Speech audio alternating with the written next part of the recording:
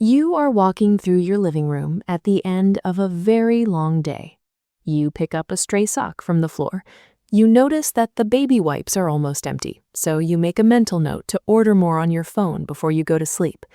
You check the calendar on the wall and realize that your toddler has a pediatrician appointment on Thursday, which means you need to rearrange your morning schedule.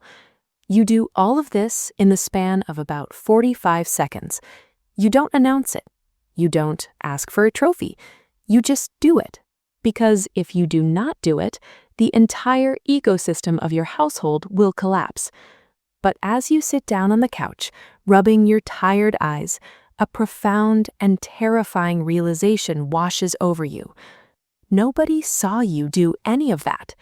In fact, nobody sees 90% of what you do every single day. You have become the infrastructure of your family. You are the foundation holding the house up. But the thing about foundations is that they are buried underground. They are walked on every single day, completely relied upon, but entirely invisible. If you feel a lump forming in your throat right now, if you feel a hot sting of tears behind your eyes because I just perfectly described your daily existence, please take a very slow, deep breath with me. You are not crazy. You are not being overly dramatic, and you are absolutely not alone. Welcome to Everyday Mom Chronicles. I am so deeply glad you stepped into our safe, zero-judgment sanctuary today. Today, we are going to dive into the psychology of one of the most agonizing, silent experiences in maternal mental health. We are talking about the invisible mother. We are going to break down the exact brain science of the invisible mental load, what emotional labor actually is, and why carrying this unseen weight is the primary cause of severe mom burnout. Let's start by looking at the science of what you are actually doing all day, because society likes to minimize it as just being a mom. In psychology and sociology, there are terms for this. It is called cognitive labor and emotional labor. When we think about household chores, we usually think about physical execution, folding the laundry, washing the dishes, cooking the dinner. But physical execution is only the final, smallest step of any task. Before a physical task can be executed, there are 3 invisible steps that require high-level cognitive brain function. Step 1 is anticipation. This is noticing that a need exists before it becomes a crisis. It is noticing that the baby is outgrowing their size 2 diapers. It is noticing that the milk is running low. Step 2 is identification. This is deciding what the solution to that need is. It is researching which brand of size 3 diapers is on sale, or figuring out what to cook for dinner based on what is about to go bad in the refrigerator. Step 3 is decision-making. This is planning exactly when and how the task will be completed. It is only after anticipating, identifying, and deciding that the actual physical execution happens. And here's the crushing reality of the invisible mother. You might have a partner who helps with the physical execution. They might wash the dishes, or take out the trash, or run to the grocery store. But you, the mother, are carrying 100% of the anticipation, identification, and decision-making. And we're just getting started. Your brain is acting as the central processing unit of your family.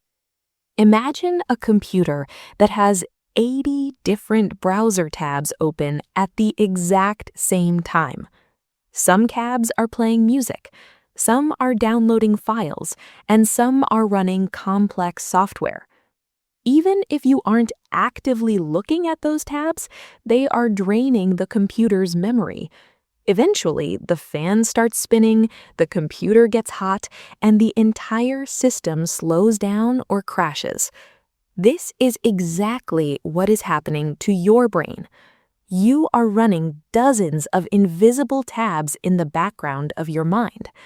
The tab for your toddler's allergy medication, the tab for the baby's sleep regression, the tab for your mother-in-law's birthday present, the tab for the dog's vet appointment. This constant cognitive load requires a massive amount of neurological energy. It keeps your brain in a state of hypervigilance. And because it is invisible, because nobody can actually see the spreadsheets running in your head, you get absolutely zero credit for it. Take a breath with me. I know it feels heavy to hear this validated out loud, but understanding this science is the key to healing your mom burnout. This invisible labor is deeply tied to postpartum psychology and the monumental identity shift you undergo during matrescence. Before you had a baby, your cognitive energy belonged entirely to you. You only had to manage your own schedule, your own body, and your own needs. When you became a mother, your brain literally rewired itself to become hyper-attuned to the needs of another human being. But society took advantage of that biological rewiring. Society told you that because you are a mother, you should naturally just know how to manage a household. We have conditioned women to be project managers, and we have conditioned men to be interns who wait for instructions. Let's talk about the phrase that triggers more postpartum rage than almost anything else. It is when your partner looks at you, seeing how exhausted you are, and says, "Just tell me what you want me to do and I will do it." On the surface, it sounds helpful. It sounds like they are trying to be supportive. But when you hear those words, something inside of you snaps. A wave of absolute fury and exhaustion washes over you, and you probably reply with, "Never mind, it's easier if I just do it myself." Why does that happen? Why does an offer for help make you so angry? Psychology has the answer. It's because delegating a task is in itself a high-level executive function. When your partner says, "Just tell me what to do," they are forcing you to remain in the position of the manager. They are asking you to anticipate the need, identify the solution, break the task down into steps, and then assign it to them. They are doing the physical execution, but they are leaving the entire cognitive load squarely on your shoulders. You do not want an assistant, you want a partner.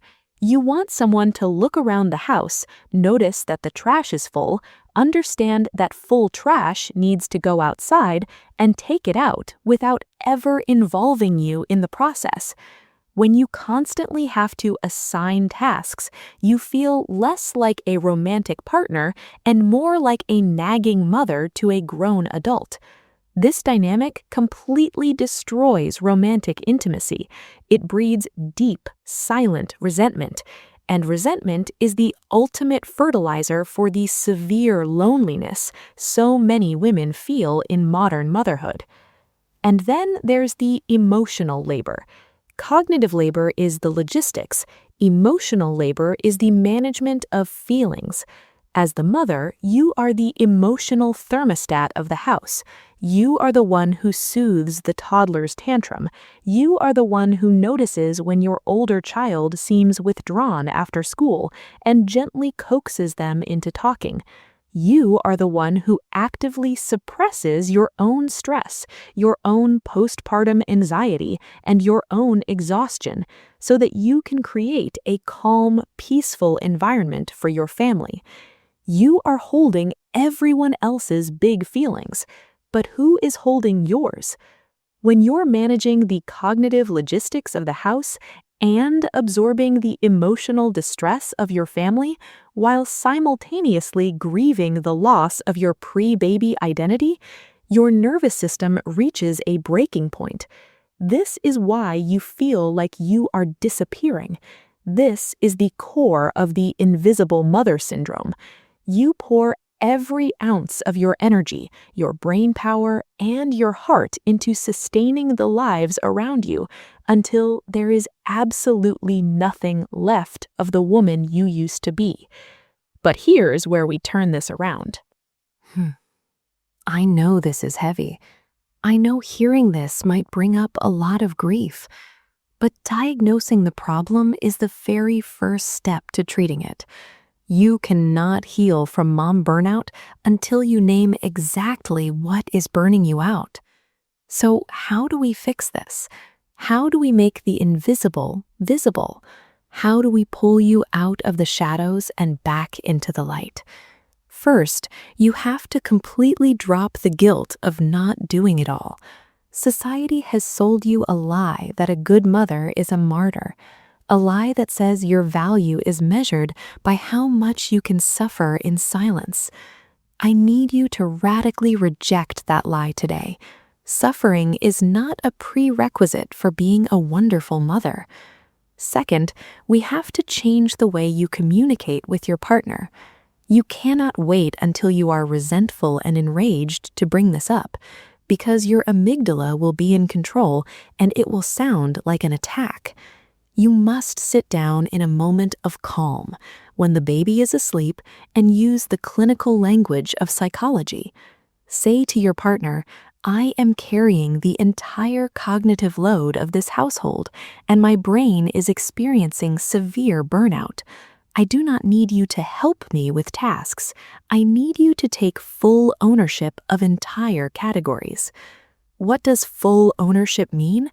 It means if they take ownership of the laundry, they do not just move clothes from the washer to the dryer.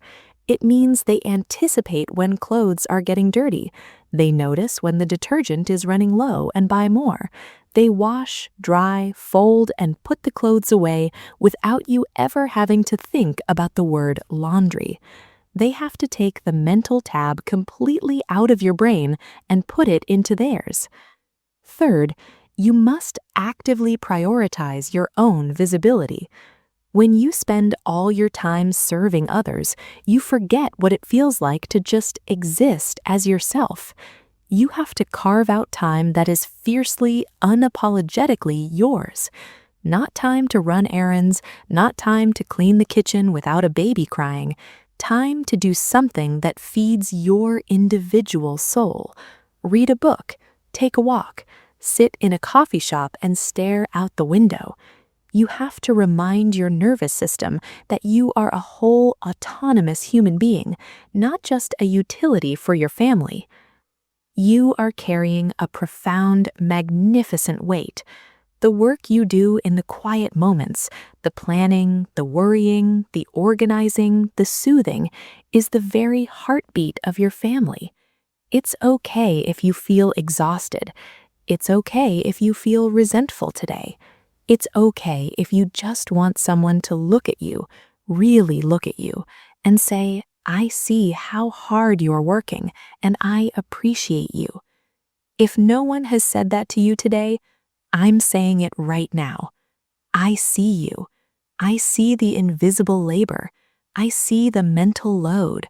I see the love that drives you to keep going even when you're running on empty. You are an incredible mother, and you're doing an absolutely beautiful job. If this video validated the silent struggles you've been carrying in your heart, please go down to the comments right now. Leave a comment that says, "I'm carrying the invisible load," or tell us one specific invisible task you did today that no one noticed. Let's use this comment section to make the invisible visible. Let's bear witness to each other's hard work. When we share these burdens out loud, we destroy the isolation of modern motherhood. Please hit the like button. By doing so, you tell the YouTube algorithm to push this video to another exhausted mother who feels like she's completely invisible today. And if you want a safe, science-backed sanctuary to untangle the messy, real psychology of motherhood with me, hit that subscribe button. We're in this together. You are not invisible here. Be deeply gentle with yourself today. I'll see you in our next video.